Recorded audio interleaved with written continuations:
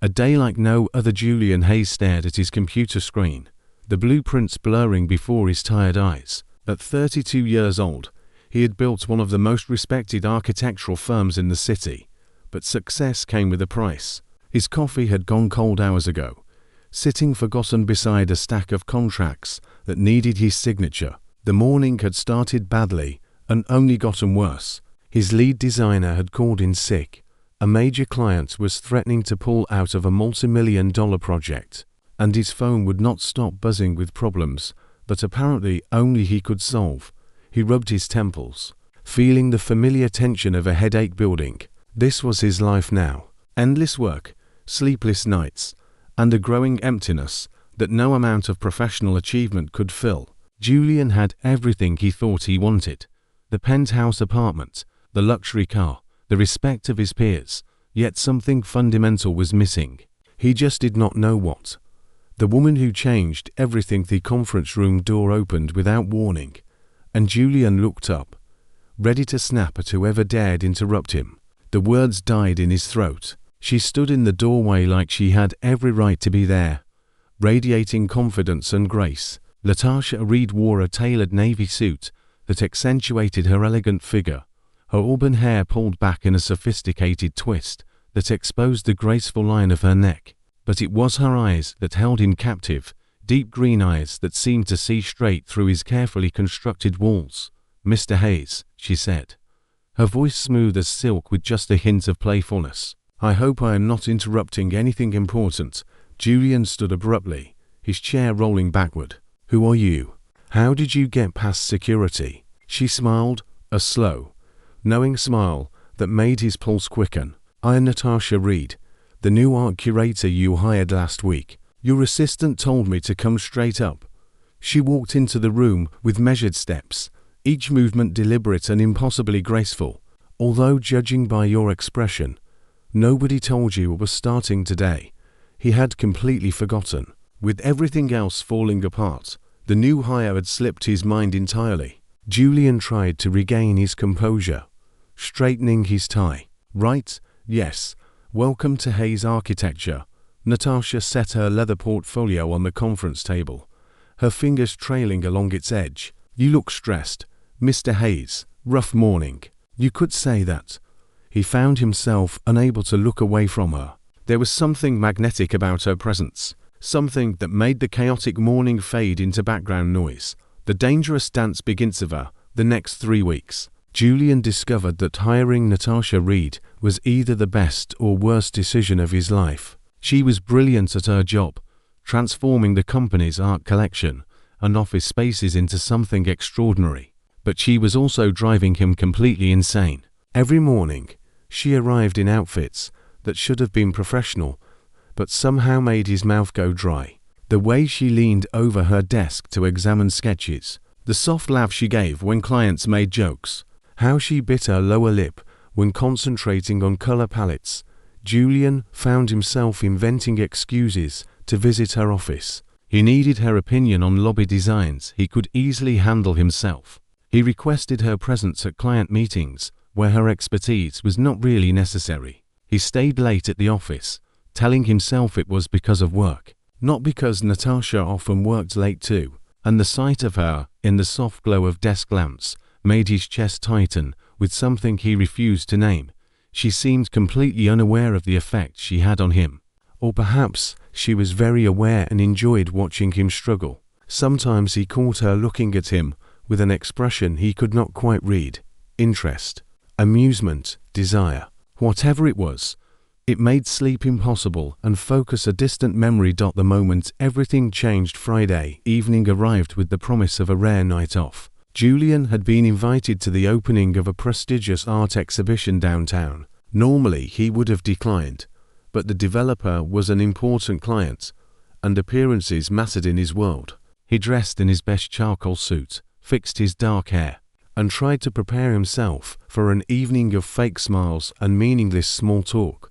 The gallery was packed when he arrived, the air thick with expensive perfume and pretentious conversations about postmodern interpretations. Julian grabbed a whiskey from the bar and positioned himself near the back, counting down the minutes until he could politely leave. He scanned the crowd absently, his mind already on the work waiting for him at home. Then he saw her. Natasha stood across the gallery floor, and Julian forgot how to breathe. She wore a black dress that hugged every curve, the neckline dipping low enough to make his imagination run wild. Her auburn hair fell in loose waves over her bare shoulders, catching the gallery lights like fire. She looked like a goddess, untouchable and absolutely devastating. But she was not alone. The breaking point, a man stood beside her, tall and polished in an expensive suit. Derek Morrison. Julian recognized him immediately, a successful gallery owner, a notorious playboy. Derek's hand rested possessively on the small of Natasha's back, his head bent close to whisper something in her ear. Natasha laughed, a genuine, beautiful sound that Julian had never heard her make at the office. Her hand touched Derek's arm, familiar and comfortable. Something inside Julian cracked. A hot, fierce emotion he had never experienced before flooded through his veins. Jealousy, pure, irrational, consuming jealousy. He watched Derek lean closer, watched Natasha smile up at him, watched another man touch the woman who had haunted Julian's every waking thought for 3 weeks. His hands clenched around his glass, so hard he thought it might shatter. He could not look away. Every cell in his body screamed at him to cross that gallery floor and pull her away from Derek, to claim her as his own, to make sure she never looked at another man the way she was looking at Derek right now. But what right did he have? She was his employee, nothing more. They had never even had a personal conversation beyond work. She could date whoever she wanted. The logic made perfect sense, but it did absolutely nothing to calm the storm raging inside him. Julian downed his whiskey in one burning gulp and ordered another, and another. But no amount of alcohol could erase the image of Natasha with Derek, laughing at his jokes, letting him touch her, looking at him with those green eyes that should have been looking at Julian instead. Across the room, Natasha glanced up, and her gaze locked with his. For one infinite moment, the crowded gallery disappeared. There was only her eyes meeting his, something unspoken passing between them, recognition, awareness, heat. Then Derek said something, and she turned back to him, breaking the spell. Julian set his empty glass down with enough force to make the bartender jump. He had to leave, had to get out of here before he did something he could not take back. He pushed through the crowd, his vision tinged red, his control hanging by a thread. Every step away from her felt wrong, but staying felt impossible. Julian, her voice stopped him cold. He turned slowly, his heart pounding. Natasha stood 3 feet away, alone now, looking at him with those impossibly green eyes. The gallery noise faded to white noise. His carefully maintained control began to crumble, and Julian Hayes realized with absolute certainty that his life was about to change forever. The confession. Julian stared at Natasha, his heart hammering against his ribs like it was trying to escape. She stood there in that devastating black dress, her green eyes locked on his, and he felt every ounce of his carefully constructed control slipping away, leaving so soon. She asked, taking a step closer. Her perfume reached him, something floral and intoxicating that made his head spin. The exhibition just started. I have seen enough, he said, his voice coming out rougher than intended. He tried to move past her, but she stepped into his path. No, you have not. Her eyes searched his face. You have been standing at that bar for 20 minutes, staring at me. Why? I was not staring at you. Yes, you were. Another step closer, especially when Derek was talking to me. Why, Julian?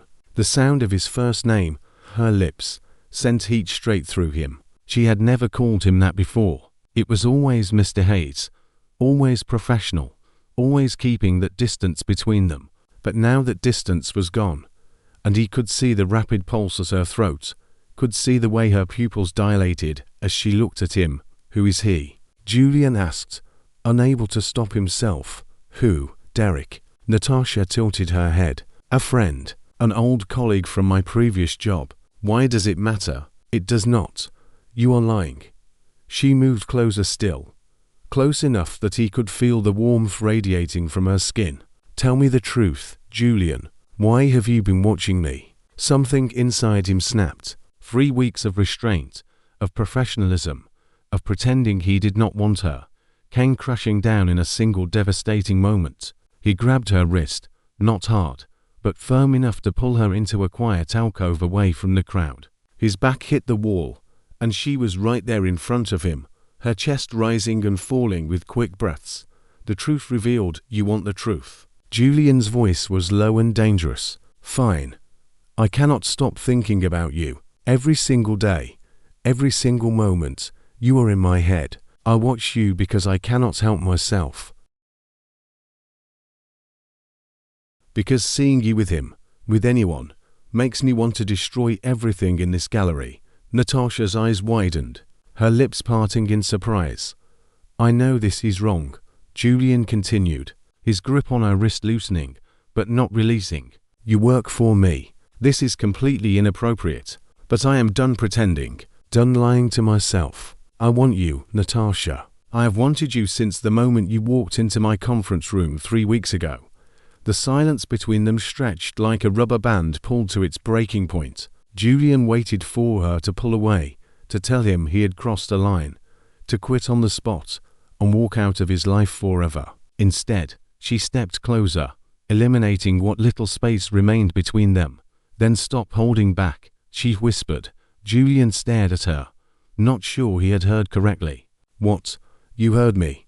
Her free hand came up to rest on his chest, right over his pounding heart. I have been waiting for you to do something, anything, for 3 weeks. I thought maybe you did not feel this thing between us. I feel it. His voice was barely above a whisper. Every second of every day. Then why are we still talking? She was right. Why were they? Julian had spent his entire adult life being careful, calculated, controlled. He had built his success on discipline and restraint. But looking at Natasha now, feeling her hand on his chest, her body so close to his, he did not want to be careful anymore. The first kiss his hand moved from her wrist to her waist, pulling her flush against him. He heard her sharp intake of breath, felt her fingers curl into his shirt, saw her eyes darken with unmistakable desire. If I kiss you, he said, his lips inches from hers, I will not be able to stop. Good, Natasha breathed. I do not want you to stop. That was all the permission he needed. Julian crushed his lips to hers, pouring 3 weeks of pent-up desire into the kiss. She responded immediately, her arms wrapping around his neck, her body melting into his like she was made to fit there. She tasted like champagne and something sweeter, something uniquely her. Her lips were soft but demanding, moving against his with equal hunger. He backed her against the alcove wall, his hands roaming the curves he had been dreaming about for weeks. She moaned softly against his mouth, and the sound drove him wild. His kisses moved to her jaw, her neck, the sensitive spot below her ear that made her gasp his name. Julian, she breathed, her voice shaky, her fingers tangling in his hair. He pulled back just enough to look at her. Her lips were swollen from his kisses, her cheeks flushed, her green eyes glazed with desire. She was the most beautiful thing he had ever seen, and she was looking at him like he was the only man in the world. We should leave, he said, his voice rough with need. Now, yes, she agreed without hesitation. The drive home Eddie barely made it to his car. In the parking garage, Julian pressed her against the side of his black Mercedes, unable to keep his hands off her. She kissed him back with equal desperation, her leg hooking around his hip, pulling him closer. Your place or mine? She asked between kisses, her breath hot against his lips. Mine. It is closer. He kissed her again, deep and consuming. And I need you somewhere private. Now. The drive to his penthouse was torture. Every red light felt like an eternity. He kept one hand on the wheel, the other on her thigh, feeling the heat of her skin through the thin fabric of her dress. She traced patterns on his arm, her touch making concentration nearly impossible. How long have you wanted this? She asked, her voice soft but intense. Since day one, Julian admitted. You walked into that conference room, and I forgot every rule I had ever made for myself. I almost did not take the job, Natasha confessed. When I saw you during my interview, I thought there was no way I could work for someone who was so attracted to. but I could not walk away either. He glanced at her, surprised. You felt it too, that first day? God, yes. You looked at me like you were trying to figure out if I was real or a hallucination. And I wanted to know what it would feel like to be looked at like that every day. At a red light, Julian pulled her close and kissed her deeply. You are about to find out. The penthouse's elevator ride to his penthouse felt endless. The moment the doors closed, Julian pulled Natasha into his arms, kissing her like a drowning man, finally finding air. Her hands worked at his tie, loosening it, pulling it free, tossing it to the elevator floor. His jacket followed. Then her small clutch purse. The elevator dinged, the doors opening directly into his penthouse. The city lights stretched out below them through floor-to-ceiling windows, but Julian only had eyes for her. He led her through the open living space, not bothering to turn on lights, the city glow providing enough illumination to see the desire in her eyes. They left a trail of clothing, his tie and jacket, her shoes, his belt, each piece marking their path to his bedroom. The space was modern and minimalist, dominated by a massive bed and those incredible windows. Julian had never brought anyone here before. This was his private sanctuary, but having Natasha here felt right in a way nothing else ever had. He turned to face her, taking a moment just to look. Her auburn hair was tousled from his hands, her lips swollen from his kisses, her chest rising and falling with quick breaths. The black dress clung to her curves, and he wanted nothing more than to peel it away and explore every inch of her. You are so beautiful, he said, his voice thick with emotion. He had not known he was capable of feeling. Natasha reached for him, her fingers working the buttons of his shirt. Show me, she whispered. Show me how much you want me. The night that changed everything. Julian caught her hands, bringing them to his lips. Once we do this, there is no going back. You understand that? I do not want to go back, she said firmly. I want you, Julian. All of you. Tonight and every night after. Her words destroyed the last of his restraint. He lifted her easily, her legs wrapping around his waist as he carried her to the bed. He laid her down gently, covering her body with his, feeling her warmth seep into him. They took their time, learning each other, discovering what made the other gasp and moan. Julian worshipped every inch of her skin with his hands and lips, determined to memorize the taste of her, the feel of her, the sounds she made when he touched her just right. Natasha was equally thorough, her hands exploring his body with curiosity and desire.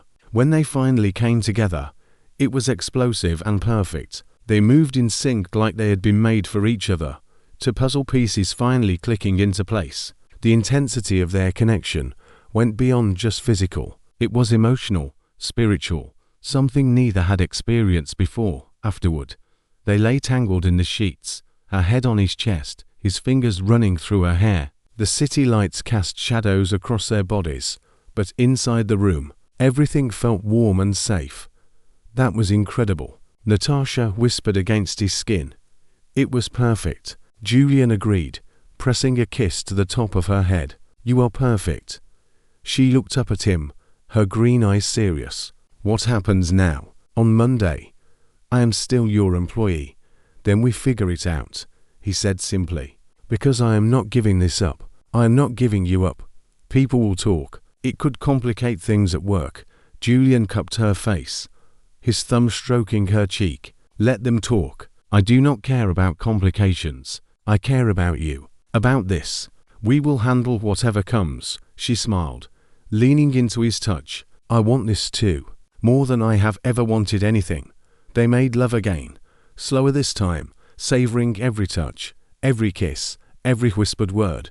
And when they finally fell asleep wrapped in each other's arms, both knew that jealousy and breaking points had led them exactly where they were meant to be.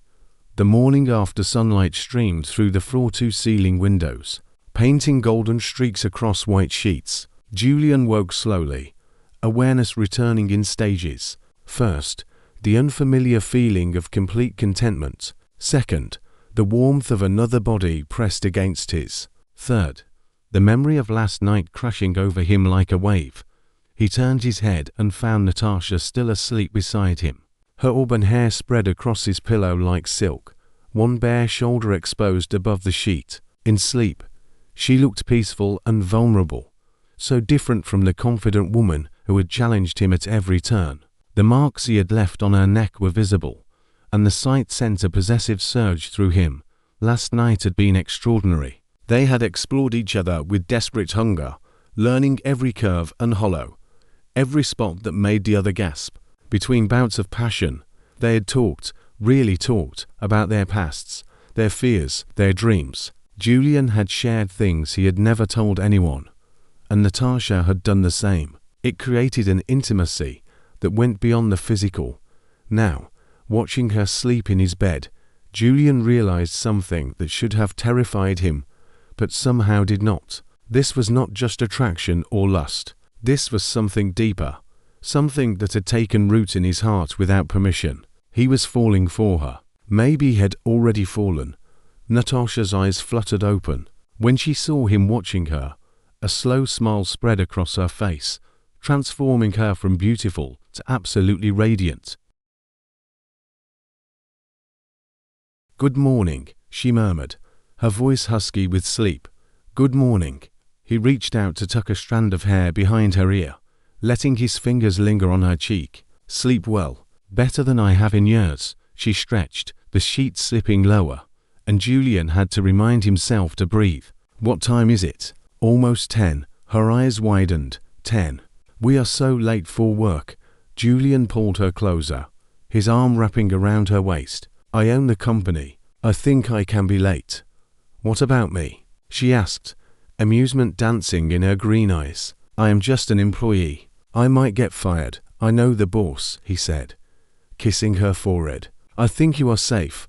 Building something real the next few weeks for a delicate balance." At work, they maintained professionalism, though it became increasingly difficult. Julian found himself stealing glances at her across conference rooms, remembering the taste of her lips, the feel of her skin, the sounds she made when he touched her in all the right ways. Natasha seemed equally affected, her eyes finding his at random moments, heat flashing between them that had nothing to do with business.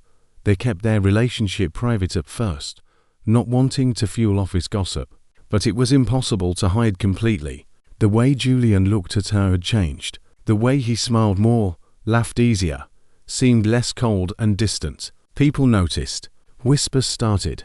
Finally, Julian decided he was done hiding. He called a company-wide meeting and made it clear that he and Natasha were together. He also made it clear that anyone who had a problem with it could leave, and that Natasha's position was based entirely on her exceptional talent, not their relationship. The directness worked. The gossip died down, replaced by acceptance, and even support. Natasha moved into his penthouse a month later. Julian had never lived with anyone before, had never wanted to share his space, but having her there felt natural. They developed routines, morning coffee together before work, cooking dinner side by side in the kitchen, falling asleep tangled together every night. She made his cold, minimalist penthouse feel like a home. The challenges they overcame. Their relationship was not without obstacles. Natasha worried that people would always see her as the boss's girlfriend, rather than a talented professional. Julian struggled with his possessive tendencies, fighting the urge to keep her all to himself. They had arguments, passionate disagreements about work and life and boundaries, but they always worked through it. They talked, they compromised, they chose each other again and again. Julian learned to trust that Natasha could handle herself, that her success was her own, and not a reflection of their relationship. Natasha learned that Julian's protectiveness came from love, not a lack of faith in her abilities. 6 months after that first kiss at the gallery, Julian knew with absolute certainty what he wanted. He wanted Natasha in his life forever. He wanted to wake up next to her every morning for the rest of his life. He wanted to build a future with her, to create something permanent and unbreakable. The proposal. Julian planned everything carefully. He contacted the same gallery where jealousy had first broken his control and arranged a private viewing. He commissioned a painting, a portrait of Natasha, that captured not just her physical beauty, but the strength and intelligence that radiated from her. He bought a ring, a stunning diamond that reminded him of the way light caught in her eyes. On the night of the proposal, Julian told Natasha they were attending another charity event. She wore a deep red dress that made his heart race, her hair styled in loose waves that he wanted to run his fingers through. She had no idea what was coming. When they arrived at the gallery, Julian led her past the main exhibition to a private room at the back. Natasha gasped when he opened the door. The space was filled with hundreds of candles, their flickering light creating a warm, romantic glow. In the center stood an easel with a single painting. "Julian," she breathed, walking toward it. "Is that me? That is how I see you," he said, coming to stand behind her, his arms wrapping around her waist. Beautiful, brilliant, perfect in every way. She turned in his arms, tears already glistening in her eyes. "When did you do this?" "I commissioned it 3 months ago." He took a deep breath, his heart pounding. "I knew then what I know even more certainly now." Julian stepped back and lowered himself to one knee. Natasha's hands flew to her mouth, fresh tears spilling down her cheeks. "Natasha Reed," he began, pulling a small velvet box from his pocket. "6 months ago, jealousy made me lose control in the best possible way. You walked into my life and changed everything. You made me feel things I did not think I was capable of feeling. You made me believe I could be more than just my work. You made me want forever." He opened the box, revealing the ring that sparkled in the candlelight. "I do not want to spend another day without knowing you are mine. I want to wake up next to you for the rest of my life. I want to build a future together. I want everything with you. Will you marry me?" "Yes," Natasha said through her tears. "Yes, 1,000 times yes." The wedding and Beyonce married 3 months later in an intimate ceremony, just close friends and family. Nothing extravagant, just a celebration of the love they had found in the most unexpected way. The wedding night was tender and passionate, a physical expression of the vows they had just made. They made love slowly, worshipping each other, promising forever with their bodies, as well as their words. The year that followed was filled with joy and growth. Natasha's career flourished as she opened her own design consultancy, with Julian's firm as her first but far from only client. She built an impressive portfolio based entirely on her own merit, proving to herself and everyone else that she was brilliant independent of who she loved. Julian discovered that loving Natasha made him better at everything, better at business, because she reminded him that people mattered more than profits, better at relationships, because she taught him that vulnerability was strength, not weakness, better at living, because she showed him that success meant nothing without someone to share it with. The full circle moment 1 year after their wedding, Julian found himself back at that same gallery. They were attending another exhibition, but this time everything was different. Natasha stood beside him, her hand in his, a wedding ring gleaming on her finger. He watched her examine a painting, her professional eye assessing the brushwork, and felt overwhelming gratitude for that moment of jealousy that had changed his life.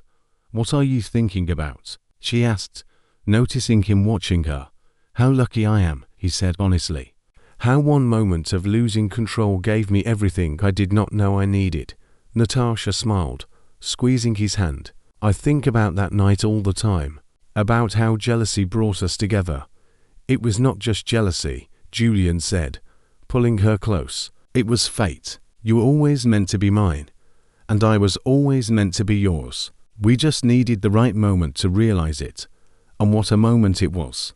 She looked up at him with those green eyes he would never tire of seeing. "Do you know what I love most about our story?" "What?" "That it started with you completely losing control, and it led to this, to us, to forever. Sometimes the best things happen when we stop trying to control everything and just feel." Julian kissed her then, deep and loving, not caring that they were in public, not caring about anything except the woman in his arms. When they finally pulled apart, both were smiling. "I love you, Natasha Hayes," he said. "I love you too, Julian Hayes," she replied. Today, tomorrow, and every day after, they walked through the gallery hand in hand, to people who had found love in jealousy, passion in breaking points, and forever in each other. Their story had started with fire and intensity, with loss of control and overwhelming desire. But it had transformed into something deeper, something lasting, something that would endure through every challenge and triumph life through their way. Because some love stories begin with jealousy and desperation, but the best ones transform into partnership, trust, and a love that grows stronger with every passing day. Julian and Natasha had found that kind of love, and they would spend the rest of their lives grateful for the moment when everything inside him snapped, leading them exactly where they were always meant to be, together, forever, completely and perfectly in love.